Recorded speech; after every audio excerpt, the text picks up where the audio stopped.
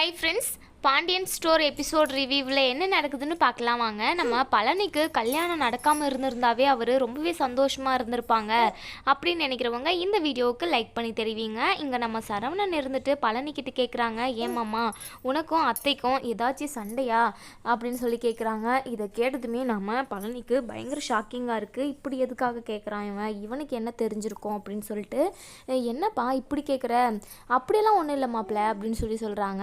இல்லைம்மாம்மா உனக்கும் அத்தைக்கும் ஏதோ பிரச்சனை, அத்தைக்கு இந்த வீட்டில் இருக்கவே பிடிக்கலையாட்டுங்குது அப்படின்னு சொல்கிறாங்க. இல்லை மாப்பிள்ள அப்படியெல்லாம் இல்லையே அப்படின்னு சொல்லி இங்கே பழனி வந்து மழுப்புறாங்க.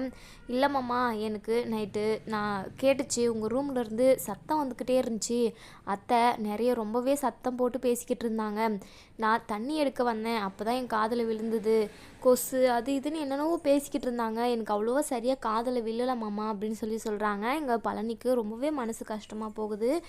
வெளியில் சத்தம் கேட்டுறக்கூடாது அப்படின்னு சொல்லிட்டு தான் நம்ம பழனியுமே நினச்சிக்கிட்டு இருந்தாங்க. ஆனால் ஒரு வழியாக சரவணனுக்கு வந்து இந்த விஷயம் தெரிஞ்சு போகுது.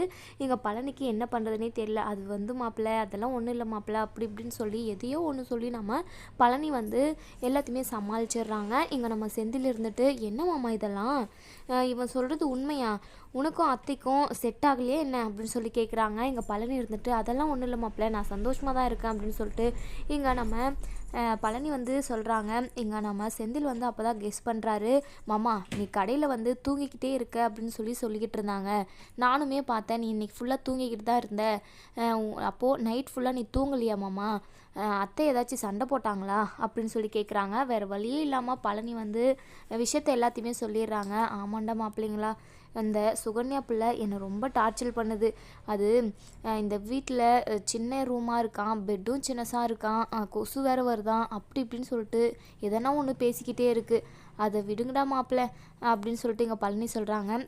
இங்கே நம்ம செந்தில் இருந்துட்டு, என்னம்மாம்மா அப்போது நீங்கள் சுகன்யாத்தை கூட ரொம்பவே கஷ்டப்பட்டு தான் வாழ்ந்துக்கிட்டு இருக்கீங்களா, அந்த சக்திவேலும் முத்துவேலும் பார்த்த பொண்ணு வேறு எப்படி இருக்கும், உங்களுக்கும் அத்தைக்கும் செட்டே ஆகலை போல், நீங்கள் பாவம் நல்ல மனுஷனுக்கு இப்படியா ஒரு வாழ்க்கை அமையணும், எல்லாம் அந்த கடவுளோட செயல் தான் மாமா, நீங்கள் எதுக்கும் கவலைப்படாதீங்க, கண்டிப்பாக சுகன்யாத்தை அவங்க மனசை மாற்றிப்பாங்க, இந்த சக்திவேலும் முத்துவேலும் சொல்லி கூட அனுப்பியிருப்பாங்க இப்படியெல்லாம் இரு அப்படி இருன்னு சொல்லிட்டு, நீங்கள் எதுவும் மனசில் வச்சுக்காதீங்க மாமா, கண்டிப்பாக உங்கள் வாழ்க்கையும் மாறும் அப்படின்னு சொல்லிட்டு செந்திலும் நம்ம சரவணன்னு சொல்கிறாங்க. இங்கே பழனிக்கு, சரிடா மாப்பிள்ள இந்த விஷயத்த யாருக்கிட்டையும் நீங்கள் சொல்லிடாதீங்கடா, வீட்டில் உள்ள எல்லாருமே எதுக்கு கஷ்டப்படணும், ஏதோ கொஞ்ச நாள் ஆக ஆக எல்லாமே சரியாயிடும்டா அப்படின்னு சொல்லிட்டு இங்கே பழனியுமே சொல்கிறாங்க. சரி மாமா வா நம்ம போயிட்டு டீ குடிப்போம் அப்படின்னு சொல்லிட்டு நம்ம பழனி, சரவணன், நம்ம செந்தில் 3 பேருமே டீ குடிக்க கிளம்பிடுறாங்க. இன்னொரு சைடு நம்ம பாண்டியன் இருந்துட்டு கடையில் உள்ள வேலை எல்லாத்தையுமே செஞ்சுக்கிட்டு இருக்காங்க. டீ குடிக்க போனவங்க இன்னும் வந்திருக்காங்களா பாரு அப்படின்னு சொல்லிட்டு திட்டிக்கிட்டே இருக்காங்க. அப்போ தான் நம்ம பழனியுமே வராங்க. டெலிவரிக்கு நிறைய ஆர்டர் வந்திருக்குடா, நீங்கள் அந்த டெலிவரி எல்லாம் எல்லாமே இன்றைக்கே முடிச்சாகணும், நிறைய வேலை இருக்குது, வாங்க வாங்க அப்படின்னு சொல்லி இங்கே பாண்டியன் வந்து நம்ம பழனியையும் செந்திலையும் வேலை வாங்கிக்கிட்டு இருக்காங்க. அப்போ தான் இங்கே சுகன்யா வந்து வராங்க. வந்ததுமே பாண்டியன் கிட்ட, எங்க அவர் எங்கே இருக்காரு அப்படின்னு சொல்லிட்டு இங்கே சுகன்யா கேட்குறாங்க. நம்ம பழனி இருந்துட்டு அப்போ தான் உள்ளேருந்து வெளியே வராங்க. எங்க எத்தனை டைம் ஃபோன் பண்ணேன், ஃபோனே அட்டன் பண்ணல, நீங்கள் என்னங்க பண்ணிக்கிட்டு இருக்கீங்க, ஃபோன் பண்ணாலையும் எடுக்கிறதில்ல அப்படின்னு சொல்லிட்டு கேட்டுக்கிட்டு இருக்காங்க. எங்கள் பழனி இருந்துட்டு, அது வந்து சுகன்யா அது சைலண்ட்ல விழுந்துட்டுருக்கோம், எனக்கு தெரியல, நான் பார்க்கல, சாரி சுகன்யா அப்படின்னு சொல்கிறாங்க. இங்கே பழனி இருந்துட்டு, சரி சுகன்யா என்ன அப்படின்னு சொல்லி கேட்குறப்ப, இல்லைங்க சாப்பிட வீட்டுக்கு வரீங்களா இல்லை இங்கேயே சாப்பாடு கொண்டு வரவான்னு தான் அம்மாச்சி அத்தாச்சி கேட்க சொன்னாங்க, அதனால தான் கால் பண்ணேன், நீங்கள் காலே எடுக்கலை, நான் சாப்பாடு இங்கேயே கொண்டுட்டு வந்துட்டேன், இங்கேயே சாப்பிடுங்க அப்படின்னு சொல்லிட்டு எங்கள் சுகன்யா வந்து சொல்கிறாங்க. எங்கள் பழனியை முறைச்சிக்கிட்டே இருக்காங்க. இது எல்லாத்தையுமே நம்ம செந்திலுமே நோட் பண்ணுறாங்க. அதுக்கப்புறம் கடை வேலை முடிஞ்சு எல்லாருமே வீட்டுக்கு வந்துடுறாங்க. அப்போ தான் நம்ம கதிரை தேடி போலீஸ் வராங்க. போலீஸ் வந்ததுமே இங்கே நம்ம பாண்டியன் என்னமோ ஏதோன்னு சொல்லிட்டு ரொம்பவே பதறி போகிறாரு. அங்கே போலீஸ் இருந்துட்டு சொல்கிறாங்க, உங்கள் பையனை நாங்கள் அரெஸ்ட் பண்ண வந்திருக்கோம், எங்கள் எதிர் வீட்டில் இருக்கிற அவங்களோட நகையை வந்து உங்கள் பையன் தான் திருடி இருக்காருன்னு ஏற்கனவே கேஸ் வந்திருந்தது, இப்போது உங்கள் பையன் தான் சொல்லிட்டு கன்ஃபார்ம் ஆகிருக்கு, அதனால உங்கள் பையனை நாங்கள் அரெஸ்ட் பண்ண போகிறோம் அப்படின்னு சொல்கிறாங்க. இதை கேட்ட நம்ம ராஜுக்கு ரொம்பவே பயங்கர ஷாக்கிங்காக இருக்குது. இப்போ அவங்களுக்கு மட்டும்தான் உண்மை தெரியும். அதனால் போலீஸ்கிட்ட, என் புருஷன் யார் நகையும் எடுக்க கிடையாது, என் புருஷனுக்கு வந்து யாரோட நகையும் எடுத்து இது பண்ணணுன்ட்டு எந்த ஒரு அவசியமும் இல்லை, நகையை திருடுனது என்னுடைய புருஷன் கிடையாது, கண்ணன்ற ஒருத்தன் அப்படின்னு சொல்லிட்டு நம்ம ராஜி வந்து நடந்த உண்மை எல்லாமே சொல்லிடுறாங்க. இதை கேட்ட பாண்டியனுக்கு பயங்கர ஷாக்கிங்காக இருக்குது. அதே சமயம் ரொம்பவே சந்தோஷப்படுறாங்க. தன்னோட பையன் வந்து திருடனன்னு சொல்லிட்டு இத்தனை நாளாக அந்த பள்ளியை சுமந்துக்கிட்டு இருந்திருக்கிறான் அப்படின்னு சொல்லிட்டு தெரிஞ்சுக்கிறாங்க. இங்கே நம்ம பாண்டியன் இருந்துட்டு போலீஸ்கிட்ட உண்மையை சொல்லி அனுப்பி விட்டுடுறாங்க.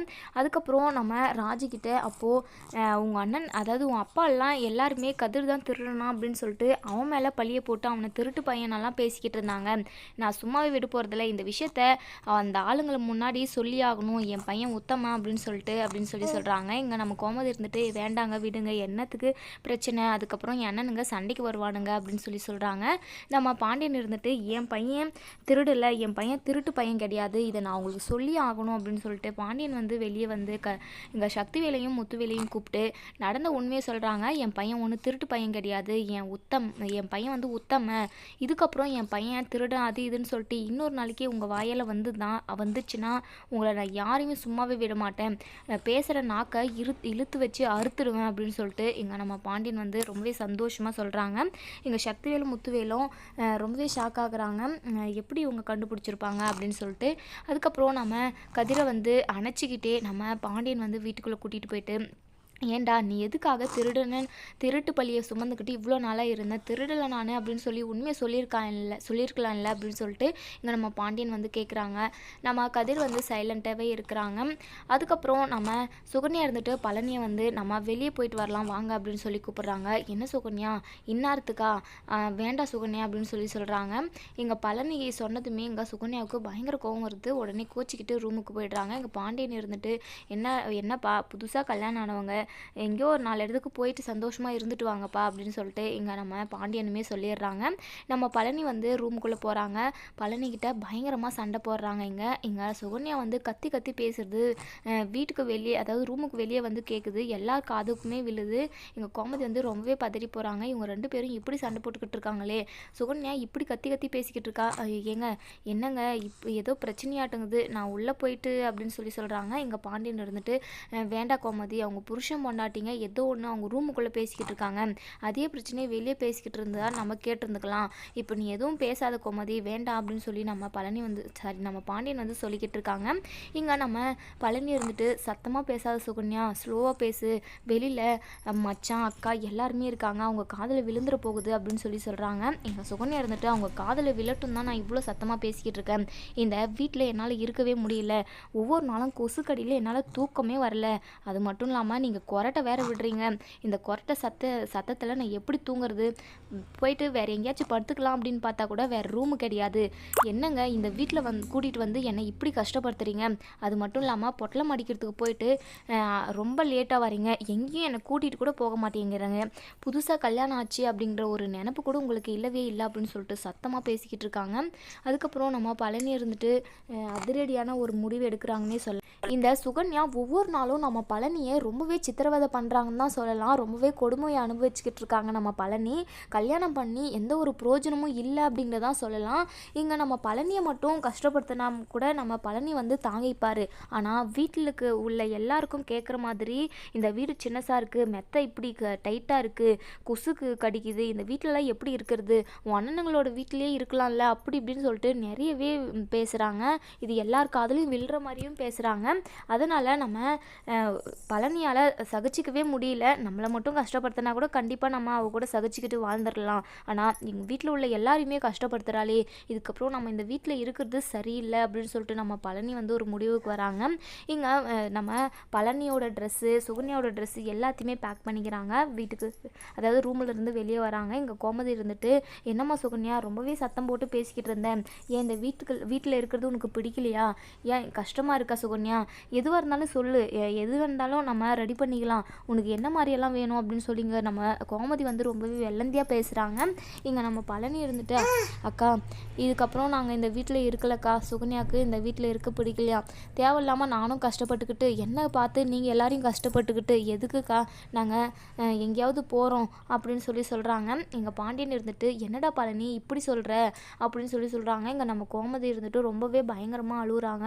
நீ வந்துட்ட அப்படின்னு சொல்லிட்டு நான் ரொம்ப சந்தோஷப்பட்டேன் பழனி, இப்போது இந்த அக்காவை விட்டு பிரிஞ்சு போறியா பழனி அப்படின்னு சொல்லிட்டு இங்கே கோமதி வந்து ரொம்பவே ஃபீல் பண்ணி அழுகுறாங்க.